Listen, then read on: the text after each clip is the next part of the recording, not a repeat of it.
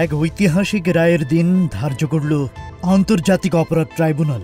আগামী সোমবার 17 নভেম্বর জুলাই গণঅভ্যুত্থানের সময় সংঘটিত মানবতাবিরোধী অপরাধের মামলার রায় ঘোষণা করা হবে।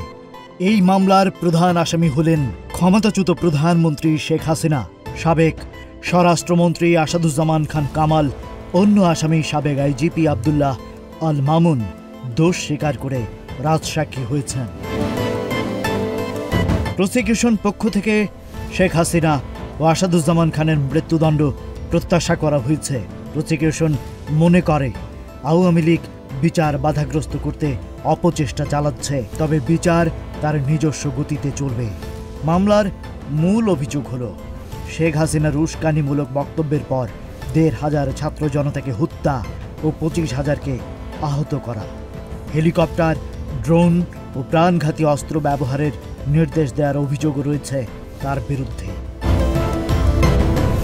সাবেক আইজিপি মামুন রাজসাক্ষী হয়, তার ভাগ্যে কি ঘটে সেদিকে সবার নজর। অন্যদিকে আসামি পক্ষের আইনজীবীরা খালাস পেয়েছেন।